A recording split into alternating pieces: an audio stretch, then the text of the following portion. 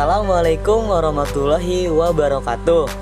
Perkenalkan, nama saya Fikri Hardiansah. Saya dari mahasiswa Universitas Pancasakti Bekasi, Fakultas Ekonomi dan Bisnis di Prodi Manajemen dengan nomor NIM 28921500062. Pada kali ini dan pada pertemuan ini saya akan menjelaskan tentang hak cipta untuk memenuhi tugas ujian akhir semester dengan mata kuliah aspek hukum dalam bisnis dengan dosen pengampu Bapak Marsdah Dr. Agus Sudarya SEMM. Hak cipta. Definisi terkait dalam hak cipta. Pertama, pencipta. Seseorang atau kelompok yang atas inspirasinya melahirkan suatu ciptaan berdasar kemampuan pikiran, imajinasi, keterampilan, atau keahlian yang dituangkan dalam bentuk yang khas dan bersifat pribadi. Yang kedua, ciptaan. Hasil karya pencipta yang menunjukkan keasliannya dalam lapangan ilmu pengetahuan, seni, atau sastra. Pemegang hak cipta. Pencipta atau pihak yang menerima hak tersebut dari pencipta atau pihak lain yang menerima lebih lanjut hak tersebut. Undang-undang hak cipta. Hak eksklusif bagi pencipta atau penerima hak untuk mengumumkan atau memperbanyak ciptaannya atau memberikan izin untuk itu dengan tidak mengurangi pembatasan menurut peraturan undang-undang yang berlaku. Hak cipta meliputi hak ekonomi, hak untuk mendapatkan manfaat ekonomi atas ciptaan serta produk terkait. Hak moral, hak yang melekat pada diri pencipta atau pelaku yang tidak dapat dihilangkan atau dihapus tanpa alasan apapun, walaupun hak cipta atau hak terkait telah dialihkan. Hak cipta NPY sifat sebagai benda bergerak, dapat beralih atau dialihkan sebagai atau keseluruhan karena pewarisan, hibah, wasiat, perjanjian tertulis, atau sebab lain yang dibenarkan oleh undang-undang. Hak cipta tidak dapat disita kecuali jika hak tersebut diperoleh dengan melanggar hukum. Hak cipta atas ciptaan yang tidak diketahui penciptanya dimiliki oleh negara. Masa berlaku hak cipta berlaku seumur hidup dan terus berlangsung hingga 50 tahun setelah penciptanya meninggal dunia.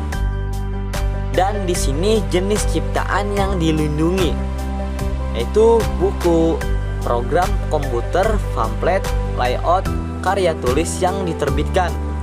Yang kedua, ceramah, kuliah, pidato, dan ciptaan lain yang sejenis. Yang ketiga, alat peraga yang dibuat untuk kepentingan pendidikan dan ilmu pengetahuan. Yang keempat, lagu atau musik dengan atau tanpa teks. Yang kelima, drama atau drama musikal, tari, koreografi, pewayangan, dan pantomim. Yang keenam, seni rupa seperti seni lukis, gambar, seni ukir, seni kaligrafi, seni pahat, seni patung, dan lain-lain. Yang ketujuh, arsitektur, peta, seni batik, fotografi, sinematografi, terjemahan, tafsir, suduran, bunga rampai, database, dan karya lain dari pengalih wujudan. Hal-hal yang tidak melanggar hak cipta yaitu pengumuman atau perbanyakan lambang negara dan lagu kebangsaan menurut sifatnya yang asli, pengumuman atau perbanyakan atas nama pemerintah, pengambilan berita aktual sebagai atau keseluruhan dari kantor berita, lembaga penyiaran, dan surat kabar atau sumber sejenis dengan mencantumkan sumber secara lengkap. Pemakaian untuk keperluan sosial dan non-komersial dengan menyebut sumber terlebih dahulu dan tidak merugikan kepentingan yang wajar dari pencipta, antara lain penggunaan ciptaan pihak lain untuk pendidikan, penelitian, penulisan karya ilmiah, penyusunan laporan, penulisan kritik, pengambilan ciptaan pihak lain untuk pembelaan di dalam atau di luar pengadilan, pengambilan ciptaan pihak lain untuk keperluan ceramah dengan tujuan pendidikan dan ilmu pengetahuan atas pertunjukan atau pementasan non-komersial dan tidak merugikan kepentingan yang wajar dari pencipta. Dan di sini ada ketentuan pidananya mengenai hak cipta. Hak eksklusif, hak yang dimiliki pemegang hak cipta sehingga tidak ada pihak lain yang boleh memanfaatkan seperti mengumumkan atau memperbanyak tanpa izin pemegang hak cipta. Ketentuan bagi pelanggar yaitu penjara minimal 1 bulan dan atau denda minimal 1 juta rupiah. Penjara minimal 7 tahun dan atau denda minimal 5 miliar rupiah. Barang siapa dengan sengaja dan tanpa hak memperbanyak penggunaan untuk kepentingan komersial suatu program komputer dipidana dengan pidana penjara maksimal 5 tahun dan atau denda maksimal 500 juta rupiah.